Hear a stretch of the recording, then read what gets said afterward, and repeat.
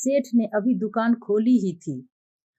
फटे पुराने मैले कपड़ों में एक औरत आई और बोली, सेठ जी, ये अपने 10 रुपये लीजिए। सेठ उस गरीब सी औरत को प्रश्न भरी नजरों से देखने लगा और पूछा कि मैंने तुम्हें कब 10 रुपये दिए? औरत बोली, कल शाम को मैं सामान लेने आई थी, तब आपको 100 रुपये दिए थे और 70 रुपये का सामान खरीदा था। तब आपने 30 रुपये की जगह मुझे 40 रुपये वापस दिए थे, लेकिन मैंने बिना गिने रख लिए थे।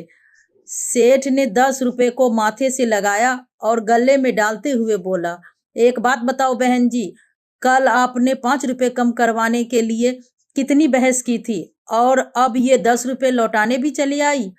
तभी औरत बोली, पैसे कम करवाना मेरा हक है और मेरे लिए 5 रुपये बहुत बड़ी रकम है।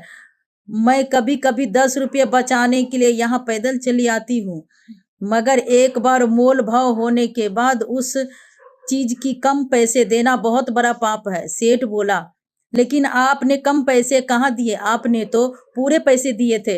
ये 10 रुपये तो मेरी गलती से आपके पास चले गए, रख लेती तो मुझे कोई फर्क नहीं पड़ता।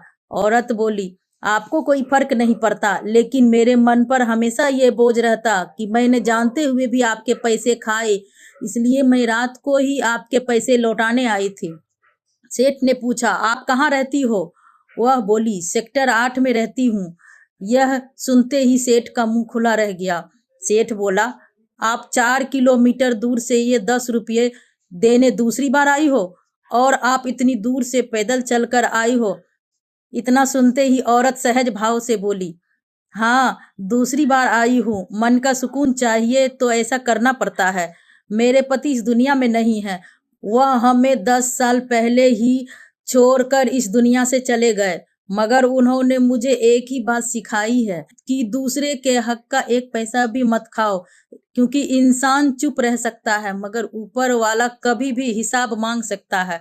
इतना कहकर वह औरत चली गई। सेठ ने तुरंत अपने गले से 300 रुपये निकाले और स्कूटी पर बैठते हुए अपने नौकर से बोला, तुम दुकान का ख्याल रखना, मैं अभी आता हूँ।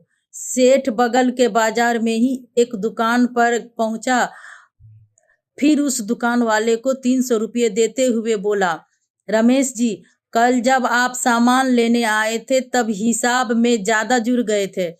रमेश हंसते हुए बोला, पैसे हिसाब में ज्यादा जुड़ गए थे तो तब आप दे देते जब मैं दोबारा आपकी दुकान पर आया था।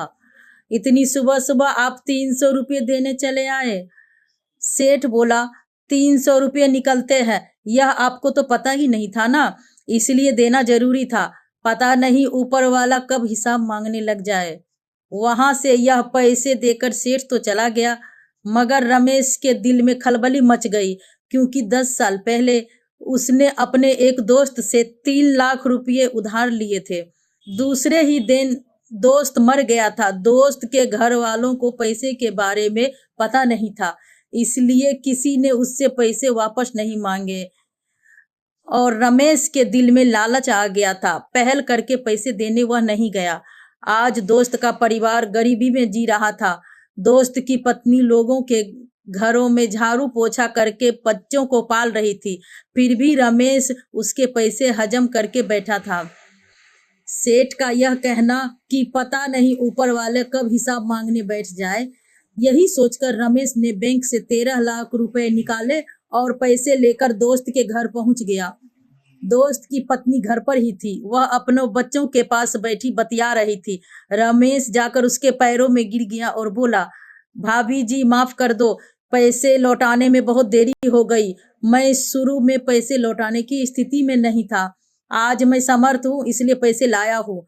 तभी उसके दोस्त की पत्नी अचंभित हो गई और बोली, कौन से पैसे? लगता है आप गलत जगह आ गए हैं, हमारे पास तो खाने के भी पैसे नहीं हैं और आप इतना सारा पैसा हमें क्यों दे रहे हैं? तभी रमेश जी ने बोला, आपके पति ने 10 साल पहले कुछ जमीन बेची थी, याद है ना आपको? उन्होंने वह पैसे उधार मुझे दिए थे और दूसरे दिन ही उनकी मृत्यु हो गई थी, लेकिन अब वही 3 लाख रुपये ब्याज समेत 13 लाख रुपये हो गए हैं। लीजिए, अपनी अमानत संभालिए। तभी उसकी दोस्त की पत्नी बोली, ये पैसे पहले क्यों नहीं लौटाए? रमेश बोला, मन में थोड़ा खोट आ गया था, लेकिन आज समझ आ गया कि भगवान कभी भी हिसाब मांग सकता है। वह औरत एक एक रुपए के लिए संघर्ष कर रही थी। उस बेचारी औरत के लिए 13 लाख रुपए बहुत बड़ी रकम थी। पैसे देखकर उसकी आंखों में आंसू आ गए। वह रमेश को दुआएं देने लगी कि उसने ईमानदारी दिखाते हुए पैसे लौटा दिए। और यह वही औरत थी जो सेठ को 10 रुपए लौटाने उसके दुकान पर दोबारा गई थी। आपको यह कहानी कैसी लगी, कमेंट में जरूर बताएं।